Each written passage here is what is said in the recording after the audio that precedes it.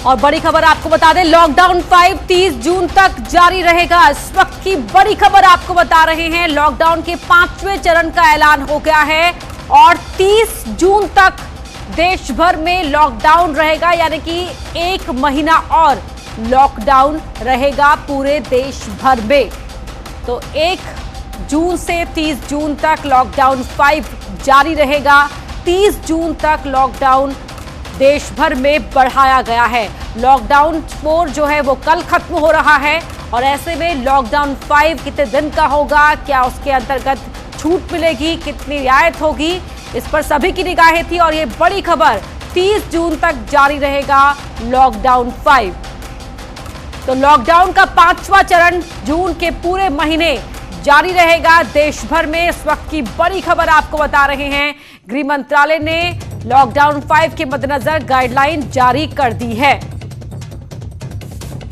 और इस वक्त की बड़ी खबर, इससे पहले गृह मंत्री अमित शाह ने प्रधानमंत्री मोदी से आज भी बैठक की थी और उससे पहले उन्होंने राज्यों के मुख्यमंत्रियों से बात की थी और इस बातचीत में सभी राज्यों के मुख्यमंत्रियों ने लॉकडाउन बढ़ाने को लेकर अपनी सहमति दी थी। 8 जून से सभी धार्मिक स्थल खुल जाएंगे, कंटेनमेंट जोन के बाहर की चीजें भी खुल जाएंगी। जो एरिया संवेदनशील नहीं है, जहां पर ज्यादा मामले नहीं हैं, उन एरियाज में भी छूट मिलेगी, लेकिन धार्मिक स्थल 8 जून से खुल जाएंगे। ये गाइडलाइन गृह मंत्रालय ने जारी कर दी है। तो देश भर में लॉकडाउन को 30 जून तक बढ़ाया गया है। टाइट कर्फ्यू जारी रहेगा।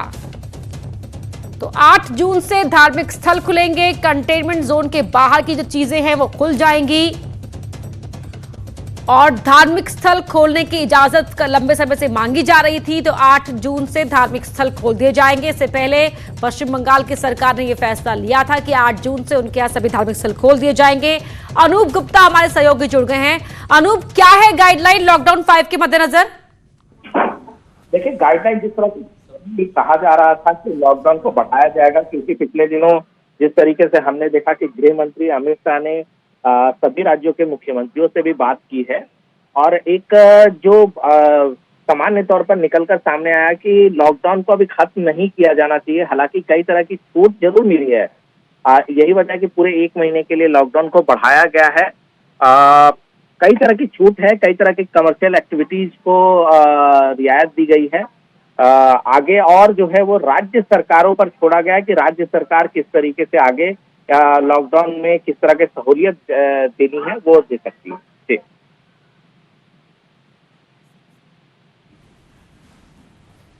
अनूप, सबसे बड़ा लॉकडाउन है, पूरे 30 दिन के लिए लॉकडाउन 5 लागू किया गया है, इसके पीछे की क्या वजह है? देखिए, इसके पीछे की वजह इतनी है कि पिछले दिनों 14 शहरों के म्युनिसिपल कमिश्नर और वहां के अधिकारियों से गृह मंत्री की बातचीत हुई थी, जिसमें हमने देखा कि कैबिनेट सेक्रेटरी ने भी अलग से इस पे बात की थी।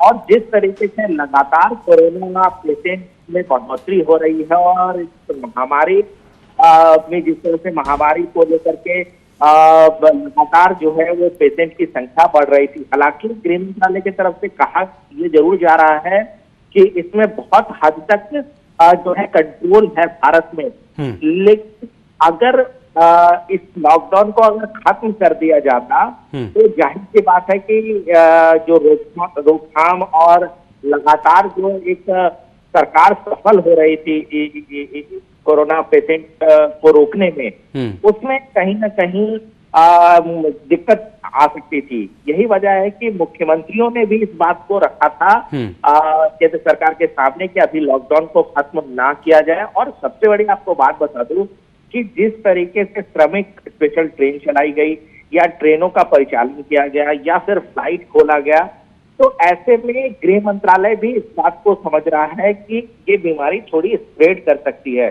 जो अभी तक शहरों में है वो बीमारी गांवों तक फैल सकती है। तो ऐसे में अगर समय मिलेगा तो इसका सीधा फायदा जो है वो मिल सकता है इसको रोकने के लिए। अनूप, थोड़ा और आसान करिए, लॉकडाउन 4 से लॉकडाउन 5 कितना अलग रहने वाला है?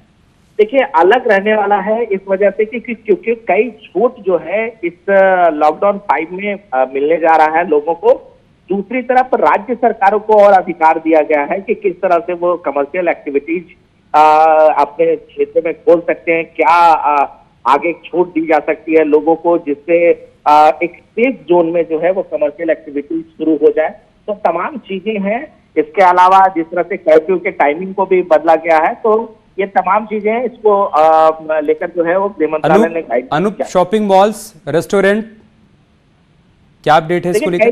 देखिए कई चीजें हैं जो राज्य सरकारों पे छोड़ा गया है, क्योंकि देखिए कई राज्य सरकारों ने ये भी कहा था कि धार्मिक स्थलों को खोला जाए, तो राज्य सरकारों के अधीन होगा कि किस तरीके से आगे इसको इम्प्लीमेंट किया जाए, गाइडलाइन को इम्प्लीमेंट किया जाए, अपनी तरीके से गाइडलाइन बनाया जाए। क्योंकि पिछले दिनों भी हमने देखा कि जब लॉकडाउन 4 लागू किया गया था तो राज्य सरकारों को यह अधिकार दिया गया था कि अपने क्षेत्र में किस तरह से कंटेनमेंट जोन बनाना है, किस तरीके से किस कमर्शियल एक्टिविटीज को खोलना है। क्योंकि कई राज्य सरकारों की तरफ से ये कहा जा रहा था कि पूर्णा स्थलों को खोला जाए एक लिमिटेड वे में। दूसरी बात है कि जिम खोला जाए। तो ये तमाम चीजें हैं जो अधिकार राज्य सरकारों को होगा। सभी राज्य सरकारें अपने तरीके से तय करेंगी कि क्या एक्टिविटीज को और आगे खोलना है और किस तरीके से, किस लिमिटेशन में खोलना है। ठीक है अनूप, आप बने रहे हमारे साथ। एक बार फिर से दर्शकों को बता दें, इस वक्त की बड़ी खबर यही है कि लॉकडाउन 5 लागू हो जाएगा। 30 जून तक देश में लॉकडाउन लागू रहेगा। लॉकडाउन 5 अब तक का सबसे बड़ा लॉकडाउन होगा। इससे पहले 21 दिन, 14 दिन इस तरीके से लॉकडाउन को बढ़ाया गया, लेकिन पहली बार है कि लॉकडाउन की अवधि पूरे 30 दिन लागू रहेगी।